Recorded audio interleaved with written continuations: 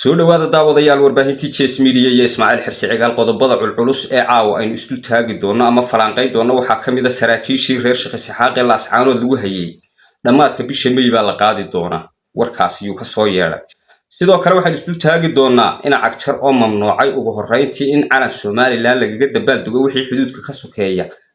iyo yeelayba waxa kale oo isku taagi doonaa dhalinyaradii cagdheer oo cabaad sii daayay cabaad iyo ciidanka xagee lagu wadaaye dimuuyo xagee lagu wada warbal qodobada iyo qodobo kale oo isku taagi doona aragtidaada commentiga igula wadaagaysa ugu horeyn bahalkan share gareeyo oo subscribe saar oo like waa xaqiine waxaan ugu horeysiinaa bal dhalinyaradii ogaadeen oo maanta dibka taagtay oo cabaad sii deysay bal halkan ila daawo walaad baan salaamaya asxaabay ninkii Mustafa Cagjar ahaa wuxuu bilaabay inuu ciidankii mar labaad ku celiyo qabalayga la yiraahdo Dacwaley qabalaygaas oo in muddo ay fadhiyeen ciidanka militariga Itoobiya waxaan leeyahay halkan fariin waxaan u dirayaa marka ciidanka deegaanka dadka hubeysan waayahay wada goojo maqasho wataade goojo hadad maqasho wataa waxa weeye adeer meesha naxariisimo taalade waxaad samaysay un bad sugtahay ninkan ama ciidan ha keeno ama maleeshiyaad ha keeno wala isu bareersay yahay imka wixii ka dambeeya wax dawlad deegaan la yahay jiraan ma jiraan marka iyo xaaladdu halkay maraysana cid waliba waa ogtahay balse waxaan arkay qaar reer Sheekh Saxaaq oo habeen dhaweedo aan xarshin iyo ciidanka lagu ururiyay oo xitaa qoryahooda kala sheegay qaar commentiga ku soo qoriyay ciidanku waa ciidanka yagii oo reer Sheekh Saxaaq inay yihiin in kala laakiin aan kala hubinba wadarka doonta muuqaalka ka horreeyay commentigiisa waxa weeye hadaba ciidanku haduu ciidankaagii yahay sidan miyuu ku gali lahaa macruuftiinu berbereen lahaa ma wuxuu ka talaabsan lahaa meydka maatadaada haduu ciidankaagii yahay anigu horta halkaa u dhaafmayo sababtu tahay maba huba ninkan inuu reer Sheekh Saxaaq yahay kale waana waxyaabaha la isugu soo duur xulo haduu reer Sheekh Saxaaq yahay reerku yahaan garanaya anigu halkaa haddaan kaga gudbo ciidankii xarshimeed iyo xashay muxuu yaal war ciidanku waa muqaddis waa jooga way yimaadeen qaybo kamid ah kuwa jooga halkii ay ciladu ka bilaabantay ugu horeysay ee wadadii xagga laga keenayay ee la isku qabsaday sarkaalkii ugu horeeyay lagu dilay baanay ciidanka imkana la keenay waxaana ku muuqata nin nabadgeliyo ku heshiin weydeen inuu colaad kuugu maqan yahay liqa taasiyadu wata Mustafa Cagjar wuxuu diiday in calanka Soomaaliland lagaga dabaaldugo gudaha Itoobiya iyo wixii xuduudba ka sokeeyay Soomaaliland balse laakiin ninkii dhiiranaa jiray dhulka kama dhamaanay wadarkiisan sida xarshin iyo looga dabaaldegay daro ramaso meelaha noocaas aan magacyadooda aad ma kala qano Itoobiyaan ma yihiin Soomaaliland daraan laakiin meelaha noocaas si aad iyo aad ba looga dabaaldegay oo de yaa u iman kara de yaa u banaystay yaa u bixi kara de fak warde arrimaha noocaas waa ka helaa in aanad cidna isu daba taagin rabitaankaaga cidna saat oo waliba agdheer isu daba taagin war yaa ilaahay garanaya war halkaas aynu kaga gudbaynaa arrimihii Itoobiya waxaan idin sheegayaa dhamaadka bisha May waxa la yiri waxa la qaadayaa saraakiishii ku xidhnay Laascaanood ma aha ciidankii oo dhan saraakiishii ayaa la qaadayaa oo maxkamad la saaraya bani maxkamadaas maxay ka turjumaysaa dhiigooda lagu xalaashanay maxkamad baa la saaraya maxkamadaasi Soomaaliya inay ku taalo iyo in meel kale loo sii gudbinayaan ugu garanaaye horta waa la qaadayaa bali horana dhawaaqoodu weynoo soo gaaray waana la isku qabsaday oo yaa isku qabsaday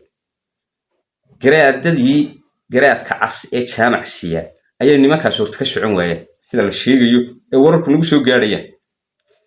nimanka waa la siyaasadeeyay waa la qaadaya maxkamad Soomaaliya ayaa la geynaya waa lagu fulinaya dhiigooda la xalaashanaya maxaa ka jira waxa weeye mar hadduu ninkan gacanta ku hayo ama maxkamad ha saaro ama meel kale ka wareegto ama halkaaba ku joogto horta waa inuu gacanta ku hayo laakiin adigu qaar bad gacanta ku haysaa waxaana weeye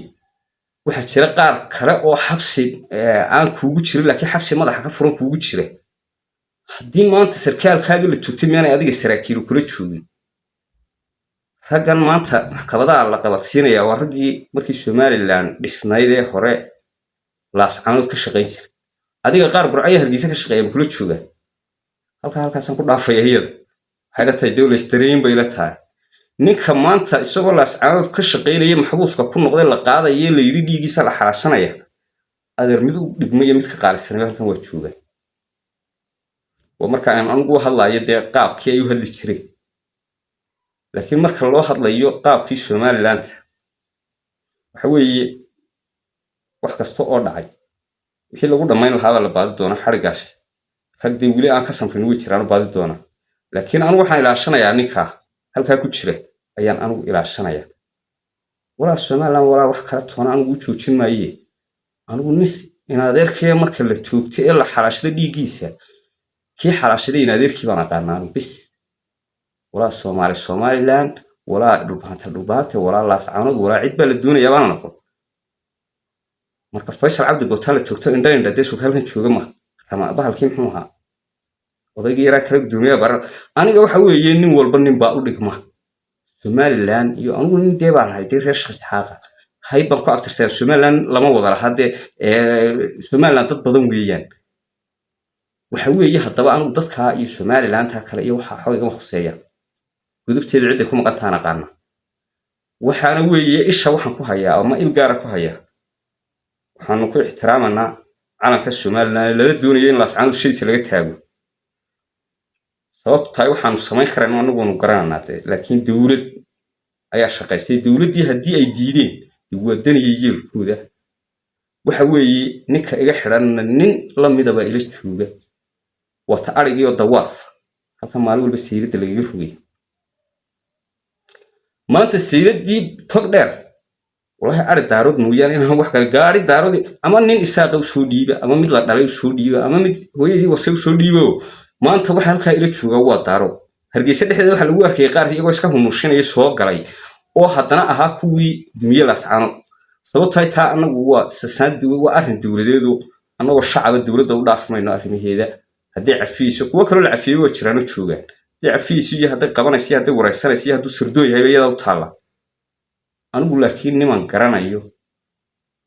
oo in adeerkay haya haddii uu dilo ana kii dee uu dilay kii dilay in adeerkii bay la jooga taas waa taa waxaana weeye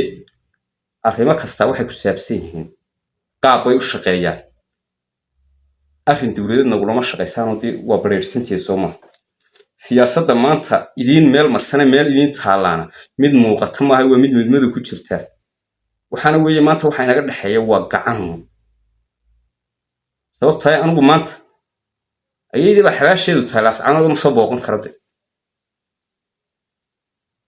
marka waxa weeye kuwii idinla dagaal galay ee laascaanood doonayay ee waxaan ku uri ishartiyeysanayeen baa maanta halka ka taagantiin aragtaan wax leeyahay abaal cid isuma gelayso wax la wada leeyahay uun hadaad soo doonanayso weeyaan taasina waa taa nin daaroodna meel joogaba ama ogaadeen yaha ahaato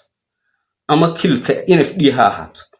ama kuwa kula jooga haatee nin daaroodii waxa ay ka midaysan yihiin aniga waxba qaarna calanka Somaliland ay qaadanayaan war waxa ay ka midaysan yihiin waa Somaliland ma goosan karto